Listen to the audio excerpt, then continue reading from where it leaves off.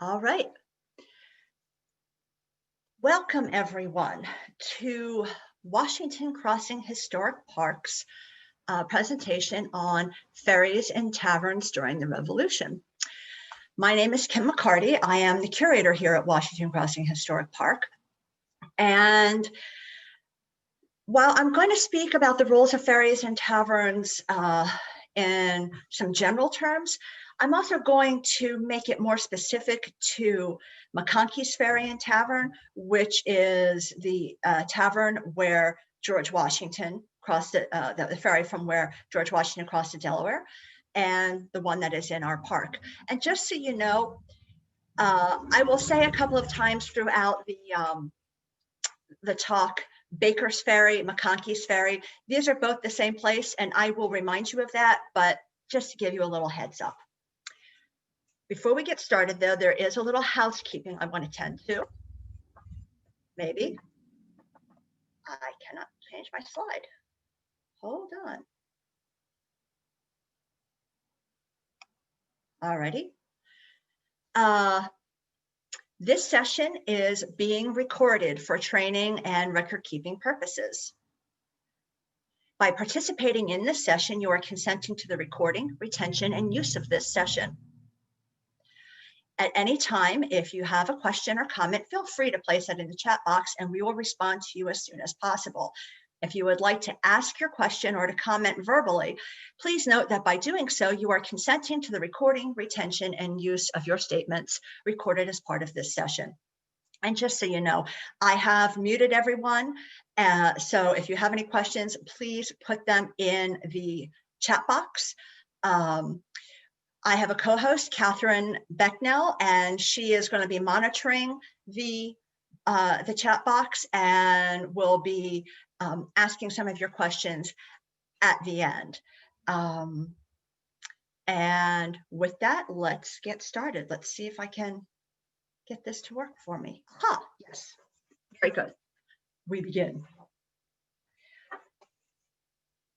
I'm going to start by talking about some of the general roles of ferries, and it's really very basic. Ferries served a vital function along the Delaware.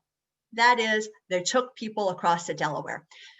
In the 18th century, there weren't any bridges spanning the width of the Delaware. So if you wanted to get back and forth between New Jersey and Pennsylvania, the way that you did that was by taking a ferry.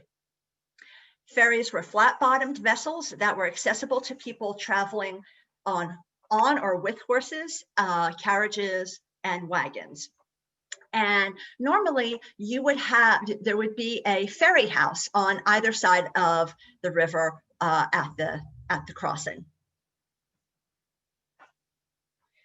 The places where Washington chose for his army to cross the Delaware was actually very strategic. They were all ferry crossings.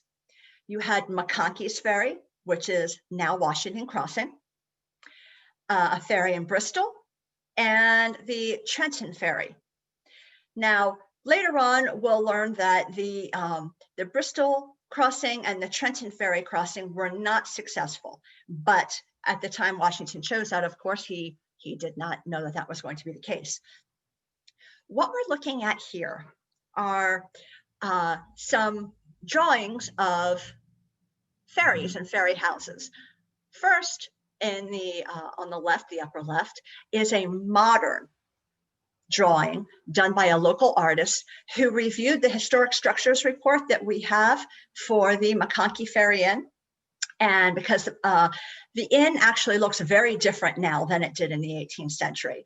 And looking at what the architect said, this drawing is his vision of what that house at McConkey's Ferry may have looked like.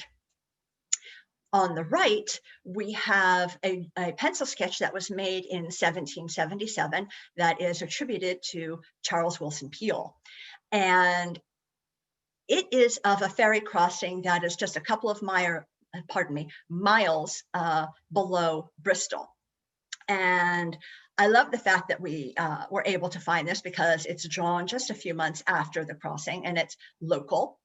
And The detail at the bottom is actually a detail from the pencil sketch. And if you are able to see, what you see here is that the ferry at this crossing is propelled by ropes versus the image that we just saw previously, which was manned by oars. So you had two different types of propulsion across the river. I also want you to take a note of the buildings that are there. The first, the larger one, is some sort of a dwelling house. Could also have been used as a tavern because oftentimes the tavern keepers lived in the tavern. And also there's a smaller building with a slanted roof that's closer to the river. Presumably that's the ferry house. And I want you to remember that as we go through this presentation.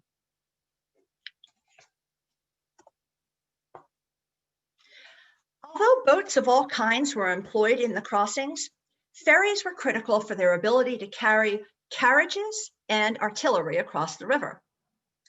The ferry where Washington crossed the Delaware was established decades prior to the crossing. The earliest documentation for the ferry was made in a 1752 application for a tavern license. Before being McConkey's Ferry, this location was known as Baker's Ferry. And in the photos here, you can see the bottom left is a Durham boat, and many of these boats were used to cross on Christmas night, 1776. But if you compare it with the ferry that's next to it, you can see how difficult it's going to be to negotiate with a horse to get onto a Durham boat, whereas how easy it is to get them to walk onto a ferry. Same is true for the artillery. You're not going to be able to roll a cannon into the Durham boat, whereas you can easily roll it right onto the ferry. And in fact, in this image, you can see the wheel tracks for carriages and wagons that were wheeled onto the ferry.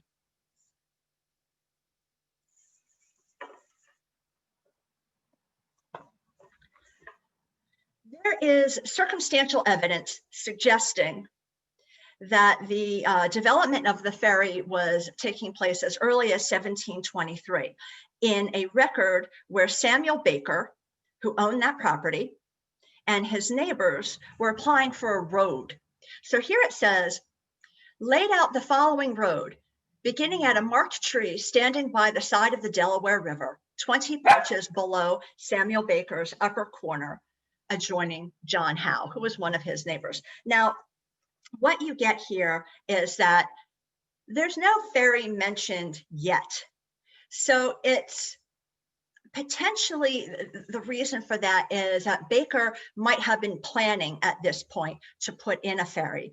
Therefore, he's going to need a road that leads to and from it, although that is an educated guess. There's no evidence that a ferry license was applied for or received at Baker's Ferry. That's unusual because there was one issued in 1733 to John Wells of Solebury, and he received that from the proprietors of Pennsylvania, who at that point were John Thomas and Richard Penn, William Penn's sons. As one of the first ferries in the township, Baker's Ferry became a hub for long distance travelers and local commuters headed to and from New Jersey.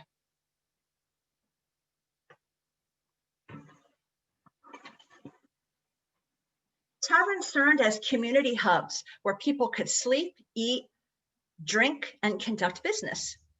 Particularly in rural areas, as in Upper Makefield Township, they were places where locals could gather to socialize, hear the latest news, host meetings, and conduct business of their own. They could also serve as a lost and found. And if you see here, we've got two ads from the Pennsylvania Gazette. The one on the right is from 1761. And someone at the White Horse Tavern is saying that they found a quantity of hand saws. Now, I'm not entirely sure how, if you have a quantity of hand saws, you might misplace them, but apparently somebody did. And if you wanted to find them, you had to go to the White Horse Tavern. On the left, you see that not only could local business owners and merchants come to the tavern to conduct business with one another. You might also get people from out of town who come to the tavern specifically to stay there for a season and conduct business in that way. And here what you have is an ad for a man named Frederick Rylander of New York, who was coming to Richard Leadham's Tavern in Northampton Township, and he had a stud horse. And if you were interested in breeding your mare, then you would come to that tavern and that business would be conducted. Newspapers and broadsides were political pamphlets, could be found in taverns. Mail was also often dropped off or picked up there. And what you see here is a copy of the Declaration of Independence, which surely would have been on people's minds and topics of conversation in the summer of 1776. You also have the American Crisis, which was a very influential pamphlet written by Thomas Paine in December 19th of 1776. And at the bottom, you have a piece of mail that is an example of the types of things that would be brought to the tavern by travelers for people in the town. And if you had mail that you wanted to send, conversely, you would bring it to the tavern for someone to take it. While there are many examples of taverns existing on their own, it was not uncommon for taverns to be located at ferry crossings. And here we see two ads from the Pennsylvania Gazette, both from 1768. And the top one is advertising a well-accustomed tavern and ferry known by the name of Coryell's Ferry. And for those of you who are from the area, then you know that Coryell's Ferry is now known as New Hope, Pennsylvania.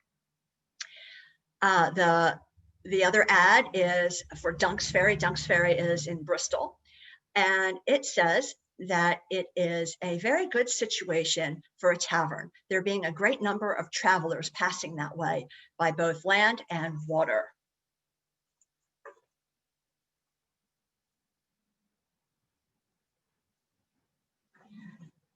Located along a major transportation route between New York and Philadelphia, Baker's Ferry was an ideal location for a tavern. Baker's Ferry, McConkey's Ferry. And here we have two excerpts from applications for a tavern license for McConkey's Ferry. The top one is from William Bennett of Upper Makefield, who hath rented the house and ferry at a very high rent to procure license to retail liquors, and if denied him, will procure many inconveniences to the travelers. So obviously, if he is denied his license, then it is going to be very negatively impact the travelers.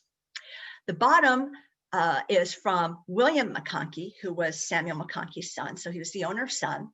And he's applying and says that he now keeps a ferry for travelers to cross the Delaware River at that place. And as it suits him to keep a house of entertainment for travelers and sell spirituous liquors by small measure. It's interesting to note that on the back of this application is written the word rejected. Don't really know why it was rejected or if they ever reconsidered, but there you have it. Town travelers using the ferry would stop for rest and a meal and were usually very popular amongst locals who would pummel them with questions about the latest news and current events. Here we have a quote from Dr. Hamilton, who traveled from Annapolis, Maryland, up through New England and back in September of 1744. And he kept a journal, and eventually that journal was published. And in it, he talks about a lot of his experiences. And here he says, I was treated at my entry into the town with a dish of staring and gaping from the shop doors and windows. And I observed 2 or 3 people inquiring, I suppose, who I was and whence I came. I put up at one Eliaban at the sign of the Wheat Sheaf. 2 gentlemen of the town came there and invited me into their company. He goes on to describe the types of encounters and things that happened while he was staying at different taverns. And here we have something rather colorful. He says, after supper, the conversation turned upon politics, news, and the dreaded French war. This learned company consisted of the landlord, his overseer and miller, and another greasy-thumbed fellow who, as I understood, professed physic and particularly surgery in the drawing of teeth. He's an oral surgeon, such as it was. He practiced upon the housemaid, who made such a screaming and squalling as made me imagine there was a murder going forward in the house. However, the artist got the tooth out at last with a great clumsy pair of blacksmith's forceps, and indeed it seemed to require such an instrument. So, wow. The first tavern license for the location of Baker's Ferry was requested by a woman named Mary Mathis, who was the widow of one John Mathis. She and John lived in Hopewell, New Jersey until John's death in February of 1752. By June of that year, she had moved across the river and rented the house at Baker's Ferry. And here is her application for a license. Mary Mathis, living at Baker's Ferry in Makefield, where there is no public house near the said ferry, is very much burdened with travelers. So she's got a ton of people coming here. Why not open up a tavern? It's interesting to note that tavern keeping was one of the few quote unquote acceptable professions that a woman could undertake in the 18th century. In 2005, a historian named Sarah Meacham actually wrote a paper about tavern keeping by middling women in colonial Virginia. In it, she notes that oftentimes men who were listed in the tax records as having other professions were issued licenses to run taverns. So her presumption is that while the men were engaged in their noted professions, it was the taverns were probably being run for the most part by their wives. According to Meacham, officials were open to the idea of women running taverns, as a perception was that they would keep the establishment respectable. Obviously, this study was done of taverns in Virginia, so we can't say for sure if that's what happened in Pennsylvania, but I think it's a really intriguing idea, and we definitely need to do more research about that. But here you have the first tavern license for the first tavern in the township being applied for by a woman. Now, later in 1757, Samuel Baker, the owner, himself decided to run the tavern. And he says, having let it out several years to persons that have not fulfilled the intent for which I built said house, I have removed thither myself. That said, ferry shall be well attended, that a tavern is very convenient at a ferry. So what's happening here is that he's stating that he doesn't like the way the previous tavern keepers have been running the place, and he's just going to do it himself. That could be true. It could also be true that the tavern keepers were actually doing a very good job, and maybe he wanted to get in on the business himself. There's really no way to know, but it's an interesting prospect. Baker held on to that license until his death in 1760. Following his death, his family decided to sell the property, including the ferry. And here we have an advertisement from 1763 for the sale of the property. And in it, they're actually offering an opportunity to buy it through a mortgage. But you see here some of the highlighted portions that describe what the property looked like are, there is on the said plantation 3 dwelling houses, 2 barns, 2 stables, 2 old orchards, and a ferry over the Delaware. Later on, it says the whole of the property is well watered and the uncleared land well timbered. a good selling point. Later, you see it says the purchaser paying 1/2 of the money down may have time for the remainder on giving security and paying interest. So you can buy it with a mortgage. It's interesting to note here, or it should be noted here, that in the 18th century, slavery did exist in Pennsylvania during that colonial period, and it was not at all unusual for slaves to be working in taverns. When Samuel Baker died in 1760, the county conducted what is known as a probate inventory, which is very typical. And a probate inventory would list all of the decedent's possessions. Sadly, of course, that means that slaves would also be listed in that fashion. Samuel Baker owned a few slaves, presumably a family. There was a woman who was 45 years old, a man who was 36 years old, and 3 boys at 15, 11, and 4. It's likely that the males worked in various capacities throughout the property, including the Ferry and Tavern. The woman probably worked in more of a domestic sphere within Baker's household, but also within the tavern as well.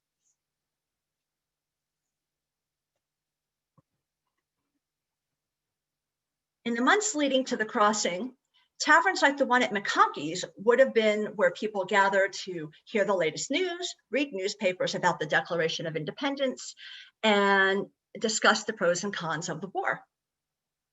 They might also, as you see here, play games and spend the night if they were traveling. But this was not the only ferry, it wasn't the only ferry in the area, but it wasn't the only tavern in the area either. In 1774, there were over 24 taverns in Bucks County, including one a couple of miles south of here at Yardley's Ferry, one a couple of miles north called Beaumont's Ferry. That's pretty close to the Thompson-Neely House, if you're familiar with our park. And then, of course, one in modern-day New Hope, known as Coryell's Ferry.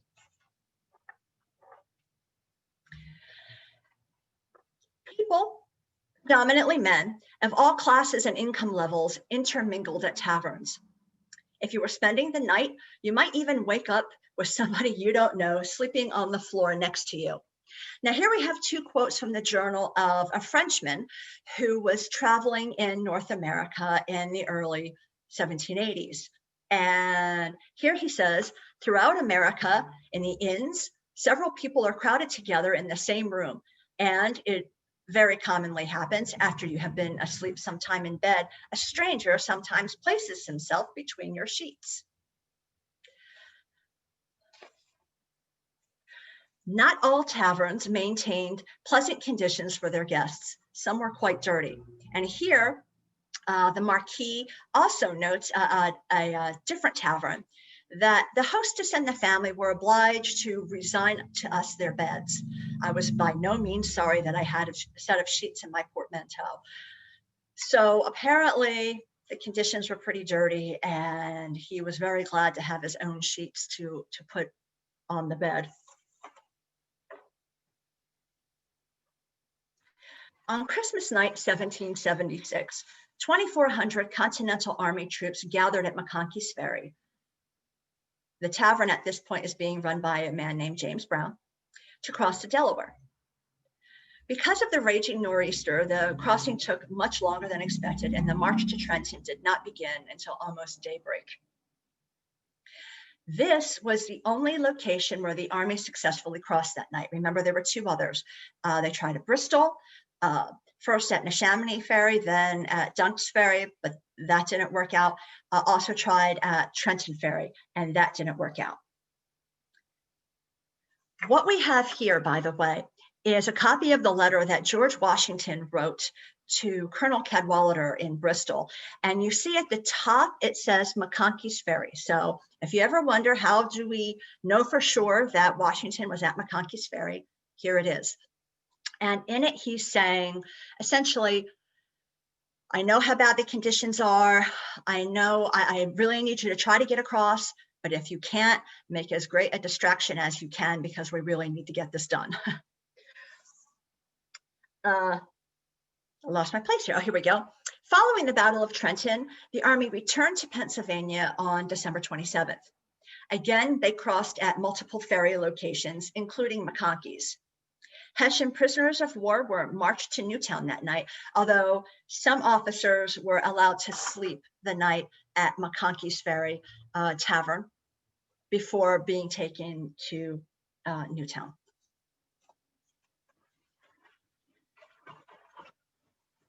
On December 29th, 1776, so 2 days after they returned, Captain George Johnston wrote a letter to his fellow Virginian, Colonel Levin Powell, and he wrote it from McConkey's Ferry. In it, he describes what occurred the night of the crossing. So the general, reflecting that our necessary retreat from the Delaware would perhaps hazard too much the fate of America, determined, at all events, to attempt a change in affairs. Accordingly, he determined to attack Trenton. And he goes on to describe what happened. And at the end, he says, the presence of General Washington and the activity of the other generals infused such spirit and courage into our men as promised a happy issue to the war. If the men now regaling themselves at home would obey their country's call and turn out. So he's kind of bemoaning the fact that they're having such a difficult time getting people to enlist in the Army, and is saying, if they do, we can really win this thing. As a side note, Johnston, who wrote this, very shortly after writing this letter, was made an aide-de-camp to Washington, but it was very short-lived. He died in May of 1777 at the Morristown encampment. After the Battle of Princeton on January 3rd, 1777, the Continental Army set up their winter encampment in Morristown, New Jersey.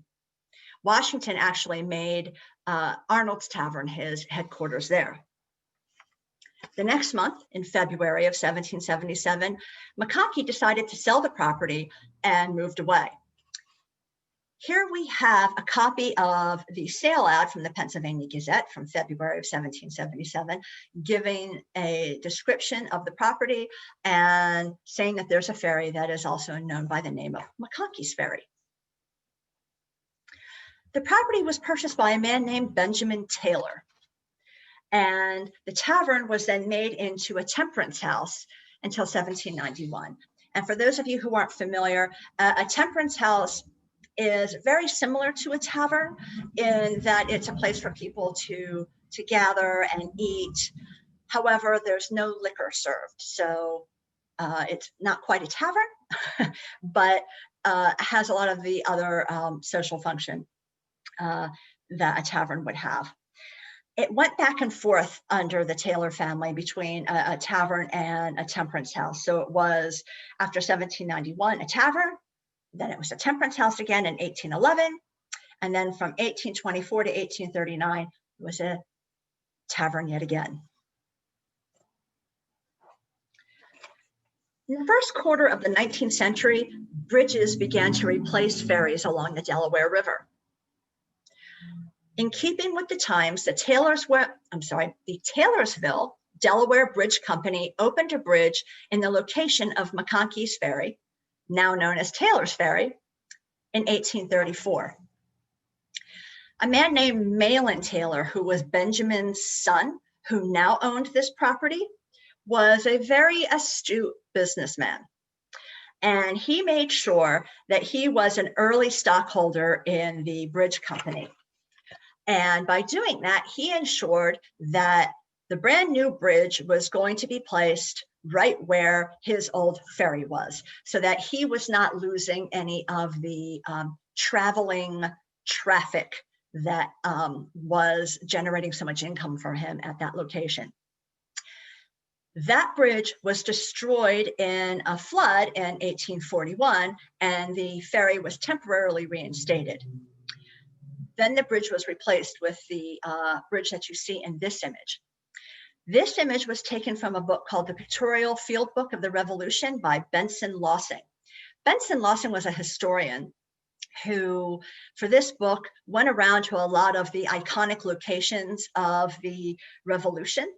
And when he came to McConkey's, he actually says that he spoke to an old man by the name of Taylor. And Taylor told him that there had been a small building that was closer to the river that had been used for the ferry. Now, remember the Charles Willson Peale image that we looked at earlier that had that small building with the slanted roof that was closer to the river? What's interesting is that in the 1970s, the park had some archaeological excavations done. And one of the things that the archaeologists found was that near the riverbank, between McConkey's as it is now and the river wall, there were the remains underground of a small building. And the supposition there is that that could have been, in fact, a ferry house that would be used for all of the stuff of having a ferry. It could be where people would take shelter waiting to be able to cross. It could be where the maintenance materials to repair ropes and different things that might break on the ferry would be kept. The Taylor family retained ownership of the property until 1859. After that, it changed hands several times until it was acquired by the Commonwealth of Pennsylvania on a very special anniversary. The date on that ownership finally went over to Pennsylvania is December 26th, 1918. So it's the 142nd anniversary of the Battle of Trenton. And so we'll circle back to end at, sorry, I don't know if you heard that, but sorry, side-by-side images. On the left, we have a photo of McConkey's as it stands today, very different than it was in 1776. And on the right, we have Charles Willson Peale's image of a ferry right at Bristol. You'll notice there are some similarities, which definitely caught my eye. I can't say that that is intentional or not. I can tell you that the look of the image from 1777 is presumably taken straight from life. And we don't really know what decision-making process was made when adding on and making various additions to McConkey's. But with that, I will thank you for joining me, and I'm going to take questions in just a moment, but I do want to do a little bit of a advertising plug for us. On December 6th, I'm going to be doing another talk just like this virtually on Zoom called Who Was Here? And I'm going to highlight around half a dozen or so individuals who took part in the crossing. Registration for that opens up on October 25th, so you'll want to watch our newsletter, social media, website, etc. Also, on the third Monday of every month, we have a book club. If you're interested in that, look at the website. We love to have you. You don't have to start with the beginning of the book. You can jump right in at any point. It's free. All of this is free. There'll be more lectures in 2021. So again, watch the newsletter and social media. And there'll also be some evenings with the curator. So some programs that we'll be able to do at the park. With that, I'm going to stop the screen share. So bear with me here. Stop screen share. Alrighty. Hi, everyone. Let me, yes, Catherine is unmuted. I think I've got it. My removed spotlight here. All righty, Catherine. All right, Kim, thank you so much. So folks, I'm the volunteer coordinator here at Washington Crossing Historic Park. Again, Kim, thank you for that fabulous lecture. Thank you. If anybody has questions, please just drop them in the chat window on the side. Right now, the only question that I have been sent is actually from me. So my question for you, Kim, was, I know you mentioned enslaved people working at taverns, were there any slave auctions held at taverns, including Baker's Ferry or McConkey's? Were there any auctions? Mm-hmm. I don't know. It seems like there probably were, given the role that taverns played in local communities, but we actually, in the research, didn't find anything that mentioned anything about McConkey's really, other than the for sale ads or for rent ads. Now, I went into the chat box here and tried to open this up. Do you see any more questions? Because I see them. I do not. Maybe they sent them directly to you. Yeah, it's probably because I set the settings on here poorly. So let me go through. I'm sorry about that. I'm just going to grab a couple here. I apologize. Was the ferry working the night of the crossing? Was it used to get artillery? Yes, it was working the night of the crossing, and it was specifically chosen to get artillery and horses across to New Jersey.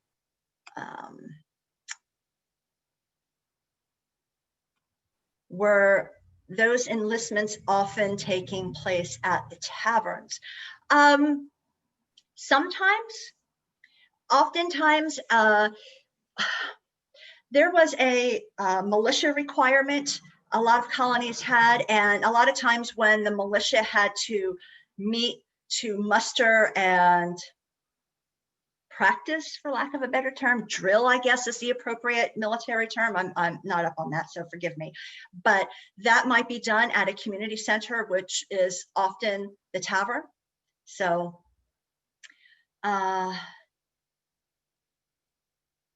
let's see here. Somebody is asking, maybe Catherine, you can do this. Somebody is asking if you could put the website address in the chat. Let's see. What part of the building is the original? Okay, so the building, McConkey's Ferry,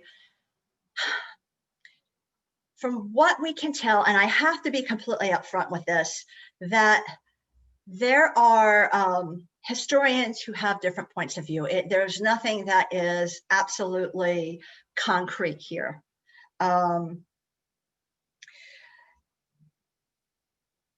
Some say, and I tend to agree with this, that the foundations, and the kitchen in the basement are part of the original building. And the stuff that you see above ground is, if you've ever been in the house, at the part where we have the exhibit set up, where there's at the little dining room where Washington met, and we have a reproduction of the letter there. That's the oldest part of that building. And in the photo that I showed at the very end with the modern McConkey and then the Wilson Peel images, that part that you saw, that's the oldest part. And then it sort of builds out from there.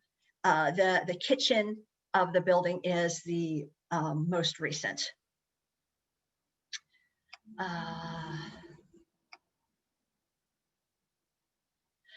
Do I have any sense of the fees charged for a ferry crossing? I don't. That's something actually that is on my research list. So thank you for reminding me of that. Let's see. Are there any menus or recipes of foods that were served at the tavern? There are in different cookbooks, if you want to call it that, receipt books, because recipes were actually called receipts in this time frame. There are various recipes for things that might be served in a tavern, or there might be a note made that this was at this tavern or this was at that tavern. But as far as saying, you know, here's a menu of what was being served at McConkey's, no, there isn't anything like that that I have come across. The main drink, beer or whiskey, I think you'd also have to add rum in there as a contender. Beer was certainly very prevalent in the 18th century, you know, for centuries, beer was a staple beverage for a lot of people. So certainly all of these things would have been offered. Do I know of any duels that started there? I don't. There was no written record of anything like that, but I imagine that if there were, somebody might have mentioned something. Were taverns respectable for the most part? It's sort of like bars now. Some are more genteel than others. I imagine the same would hold true for taverns. Although that is actually one of the main driving factors for some people making taverns into temperance houses instead, because the idea is if you remove the alcohol from the situation, then you're going to remove the possibility of it being a little bit more, or how about less respectable. And I'll do two more.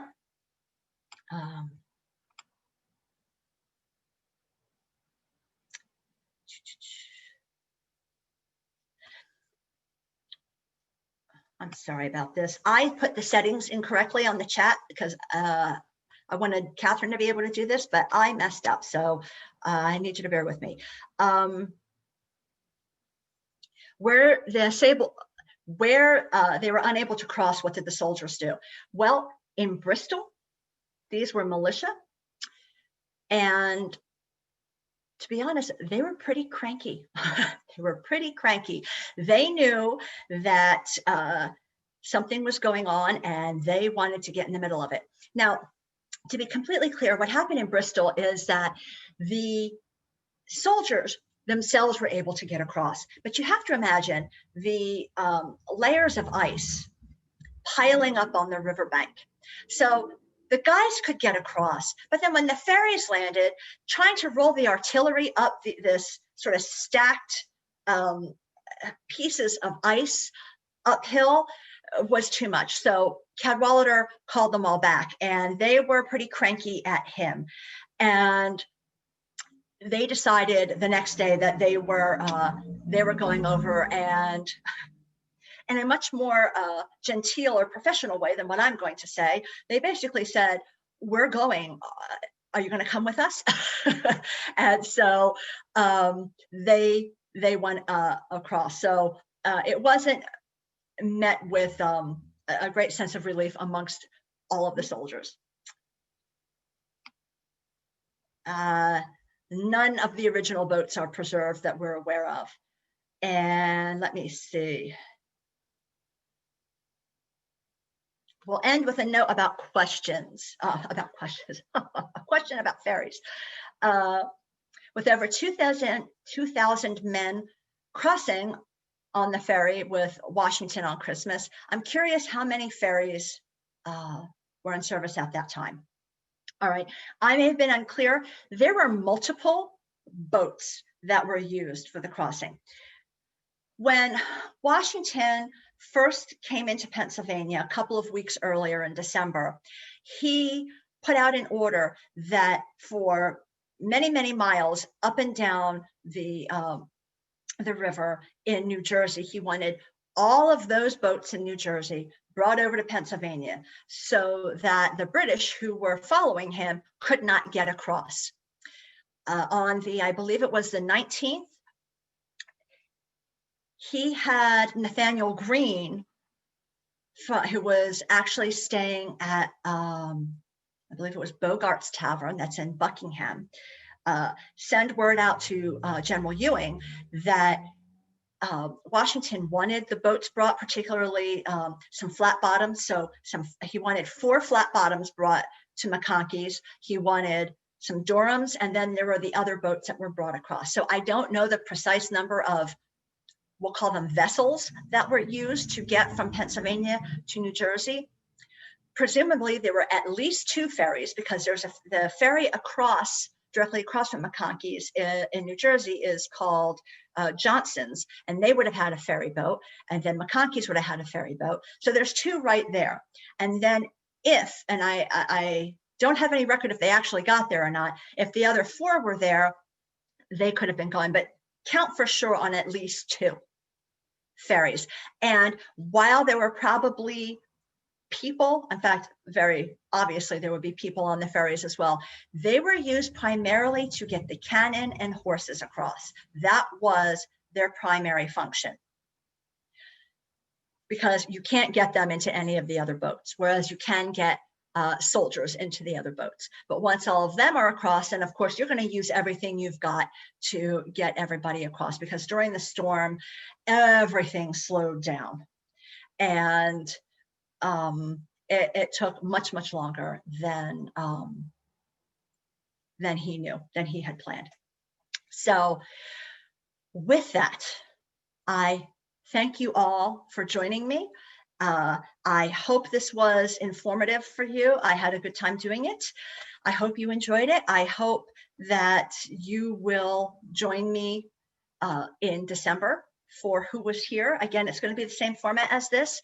Sign up for that is going to come, I think, this week, and in a week or so, October 25th. So keep posted, and thank you all very much. Thank you. Bye-bye.